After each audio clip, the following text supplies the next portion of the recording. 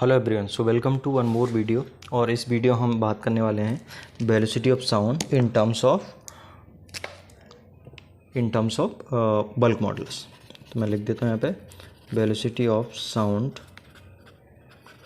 In terms of bulk modulus. ठीक है, तो यहाँ पे आपको दो चीज़ें पता होना चाहिए।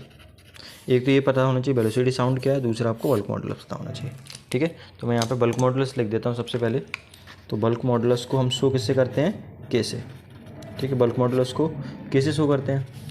तो के इक्वल्स क्या होता है, चेंज इन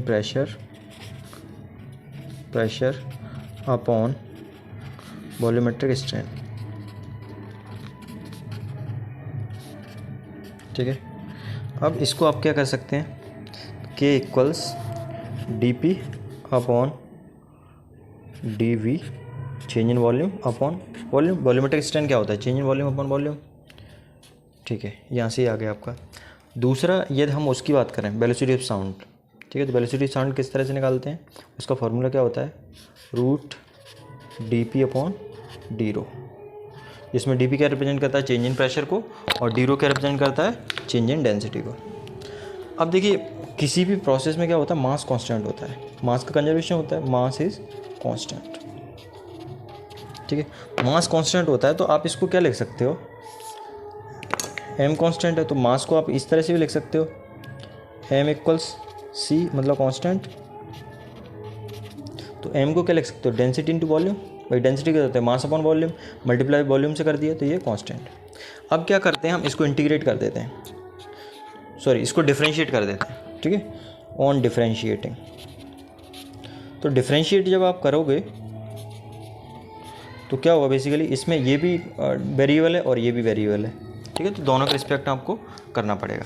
तो दोनों का रिस्पेक्ट जब हम करेंगे तो बेसिकली ये कुछ इस तरह से बन जाएगा, जैसे हमने इसके रिस्पेक्ट में कर दिया। तो we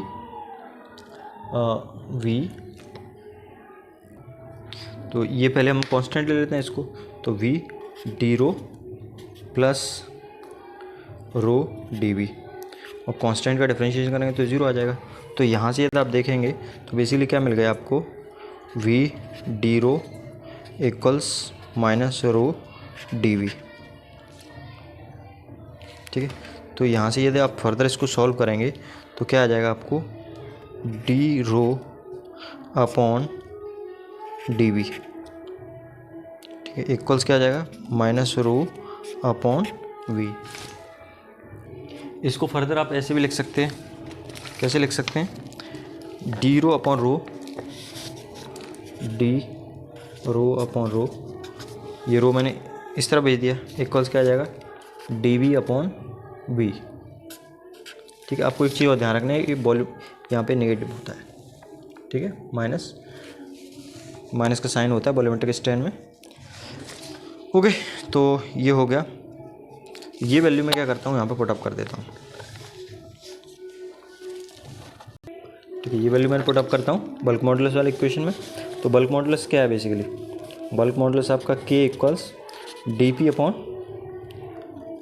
minus D V upon V. Basically ये भी सब वॉल्यूम है ना। तो हमने वॉल्यूम को क्रॉस से दिखाया, तो यहाँ पे भी आप चाहो तो इसको क्रॉस से शो कर सकते हैं पूरे को इस तरह से। तो इसकी जगह क्या रख सकते हैं आप, इसकी जगह डी रो अपॉन रो रख सकते हैं। तो के इक्वल्स क्या आ जाएगा, डी पी अपॉन ये डी रो अपॉन रो आ गया। ठीक है, तो यहाँ से यदि आप देखें फर्दर तो ये क्या आ जाएगा, डी पी अपॉन डी रो क्या रिप्रेजेंट कर रहा है, डी पी अपॉन डी रो रिप्रेजेंट कर रहा है बेसिकली सी स्क्वायर को। ठीक है, और ये रो है, ये रो ऊपर पहुंच जाएगा, तो यहाँ से आपका क्या आ जाएगा, सी स्क्वायर इक्वल्स आ जाएगा K upon rho. This implies C equals क्या आ गया, के अपॉन रो, या फिर हमको बल्क मॉडल के टर्म्स में निकालना है तो सी इक्वल्स क्या आ जाएगा, के अपॉन रो, और ये रूट के अंदर। ठीक है, तो यहाँ पे हमने रिलेशन ड्राइव कर लिया किस किस के बीच में, velocity of sound and bulk modulus के बीच में।